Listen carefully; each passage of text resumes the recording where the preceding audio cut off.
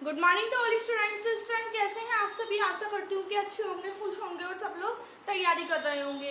तो देखिएगा स्टूडेंट्स, आज मैं आपको कुछ ऐसे एक्स की वैल्यूज फाइंड करना सिखाऊंगी जिसमें आप लोग बहुत ज़्यादा कंफ्यूज होते हो कि हमें कब कौन सी चीज़ कहाँ लेकर जानी है। तो आज मैं आपको बहुत ईजी तरीके से सिखाऊंगी।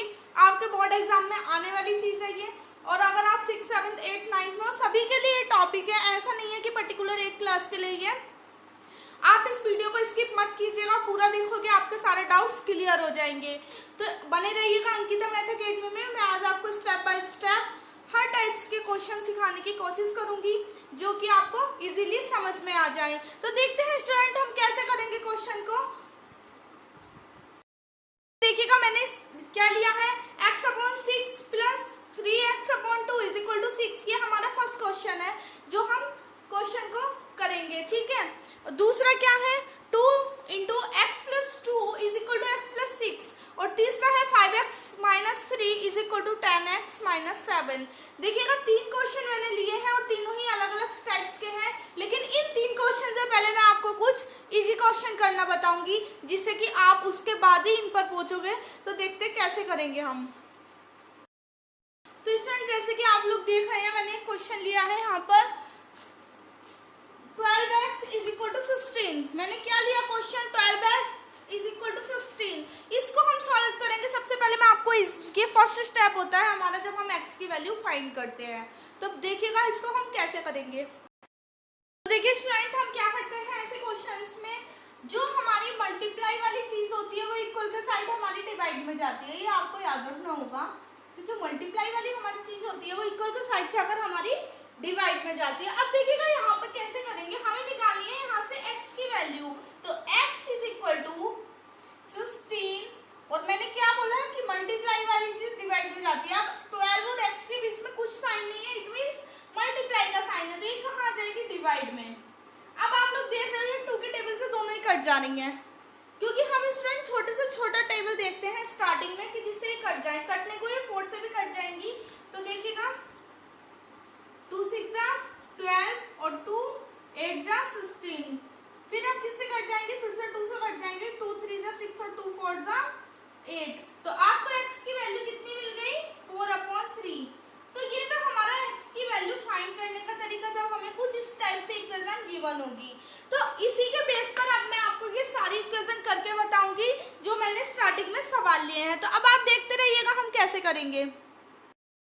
तो स्टूडेंट देखिएगा अब आ गए हैं हम अपने मेन क्वेश्चन पर। मेन क्वेश्चन है हमारा ये कि हमें सॉल्व करने हैं ये वाले टर्म्स। तो देखिए कैसे करेंगे हम लोग। सबसे पहले हम क्या करेंगे, इन दोनों का एलसीएम ले लेंगे। मैंने प्रीवियस वीडियो में आपको एलसीएम लेना बताया भी था, आज मैं फिर से रिपीट कर रही हूँ। तो देखिएगा इन दोनों की सबसे पहले हम क्या कर लेंगे, मल्टीप्लाई। तो मुझे क्या मिल जाएगा, 6 2 जा 12। अब इस वाले टर्म्स की इधर मल्टीप्लाई क्रॉस मल्टीप्लाई कर दो तो 2 की x में मल्टीप्लाई होगी 2x। बीच में साइन देख लीजिएगा किस चीज का है, सेम एज आ जाएगा। अब देखिए इस 6 की मैं जब 3x में मल्टीप्लाई करूंगी तो स्टूडेंट मुझे क्या मिल जाएगा, 3 6 जा 18 x। सेम एज आ जाते हैं यहाँ पर, जो भी हो x हो y हो वो सेम एज आ गया, इक्वल टू 6। अब स्टूडेंट आप यहाँ पर इसको और ज्यादा सॉल्व ना करके, अभी जैसे मैंने आपको बताया कि मल्टीप्लाई वाली चीज इक्वल के दूसरी साइड डिवाइड में जाती है। अभी मैंने बताया ना ये चीज इसलिए ही बताई थी क्योंकि यहाँ पर वो यूज होने वाली थी। अब मैं आपको कह रही हूँ जब मल्टीप्लाई वाली चीज इक्वल के दूसरी साइड डिवाइड में जा रही है तो डिवाइड वाली चीज भी तो इक्वल के दूसरी साइड मल्टीप्लाई में ही जाएगी। This is main point in this question. This is main point in this question. यहाँ जिस बच्चे ने गड़बड़ कर दी तो सारा ही क्वेश्चन गलत हो जाएगा। तो हम क्या करेंगे, जो हमारी डिवाइड वाली चीज है उसको मल्टीप्लाई में ले जाएंगे। 2x plus 18x is equal to 6। अब 12 यहाँ पर डिवाइड में है, यहाँ पर आ गया ये मल्टीप्लाई में। तो देखिए क्या मिल गया हमें, 2x plus 18x is equal to 12 6 जा 72, है ना। अब इन दोनों को ऐड कर दो। देखो ये x वाले एक साइड हो गए और जो नंबर है वो एक साइड हो गए। अब देखिएगा जब 18x में 2x आप ऐड करोगे तो आपको क्या मिल जाएगा, 20x। क्या मिल जाएगा student, 20x is equal to 72। अब फिर से वही चीज यूज होगी यहाँ पर, x इज इक्वल टू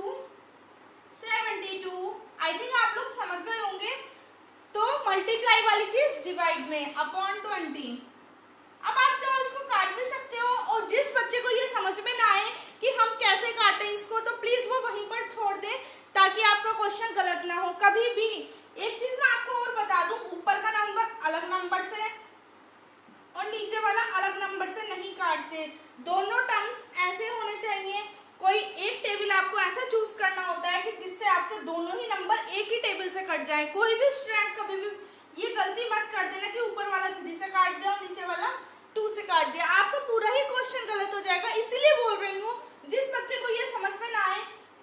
अब जैसे यहाँ पर बात देखिएगा 72/20 है, अब किसी बच्चे को ये समझ में नहीं आ रहा कि हम कौन से नंबर से काटे, तो प्लीज उसको यहीं पर छोड़ दें, क्योंकि आपका ये आंसर भी राइट है। और वायदा पे अगर आपने काटने में गलती कर दी तो आपका आंसर गलत हो जाएगा। ठीक है ना स्टूडेंट, तो जिन लोगों को ये समझ में नहीं आ रहा या जिन स्टूडेंट्स को ये समझ में नहीं आ रहा कि हमें कौन सा नंबर चूज करना चाहिए, कौन सा टेबल चूज करना चाहिए, तो आप वो यहीं भी छोड़ सकते हो। अब देखते हैं कि ये कटेगा क्या कौन से नंबर से, फिर भी मैं आपको बता दे रही हूँ। तो देखिएगा 2 से भी काट सकते हो, 2 1 2 और 0 और 2 3 6, और जब 2 3 6 करा तो यहाँ पर 7 था, तो एक नंबर इधर आ जाएगा, वो नंबर ऐड नहीं होता, उसके आगे लग जाता है, तो यहाँ पे क्या बन गया 12, तो 2 6 जा 12, 2 6 जा 12। अब ये आपका बन गया 36/10। अब ये और कर सकता है, ये कैसे 2 5 जा 10 और 2 1 जा 2 और फिर से 2 8 जा 16। अब ये आपको फाइनली आंसर मिल गया क्या स्टूडेंट, x = 18/5। अब ये इससे ज्यादा और नहीं कर सकता, ये आपका क्या हो गया फाइनल आंसर हो गया स्टूडेंट। इसलिए अगर आप यहाँ भी छोड़ रहे हो तो भी राइट हो और यहाँ लेकर जा रहे हो तो भी राइट हो। बस आपको ध्यान रखना है इस चीज का कि आपको ये कहाँ कौन सी चीज कहाँ लेकर जानी है, इसलिए मैंने इतनी क्लियरिटी से बताया स्टूडेंट आपको। मैं स्टूडेंट फर्स्ट क्वेश्चन हमारा कंप्लीट हो गया है, अब मैं आपको कराऊंगी सेकंड क्वेश्चन। स्टूडेंट देखिए सेकंड क्वेश्चन है आपका ये कि आपको इसमें क्या करना है। देखिएगा आपको सेकंड क्वेश्चन में करना क्या है, सबसे पहली बात आती है ये, तो आपको सेकंड क्वेश्चन में करना है कि आपको क्वेश्चन दिया है 5x - 3 = 10x - 7। आई थिंक आप लोग समझ गए होंगे कि मैंने अभी भी आपको बताया था कि हम नंबर एक साइड करेंगे और x y वाले टर्म्स एक साइड कर लेंगे। तो देखिएगा यहाँ y का तो सवाल ही नहीं हो रहा है, यहाँ पर बात हो रही है x की, तो हम सबसे पहले क्या करेंगे, इनको मैनेज कर लेंगे। इट मीन्स आप x वाले टर्म्स एक साइड ले जाइए और सिंपल नंबर एक साइड ले जाइए। अब बात आ रही है, देखिए यहाँ पर अभी तक तो हम प्लस और सॉरी मल्टीप्लाई और डिवाइड की बात कर रहे थे, यहाँ प्लस माइनस की बात है। तो मैं आपको बता दूं प्लस वाला नंबर इक्वल के दूसरी साइड हमेशा निगेटिव जाएगा और निगेटिव नंबर इक्वल के दूसरी साइड हमेशा प्लस में जाएगा। ये टिप्स अगर आपने याद कर ली तो आप कभी भी क्वेश्चन गलत नहीं कर पाओगे। तो देखिए कैसे करेंगे, 5x, अब ये वाला टर्म्स देखिएगा आप कौन से उसमें है, पॉजिटिव है, क्योंकि यहाँ पर हमारा निगेटिव साइन नहीं लगा हुआ है।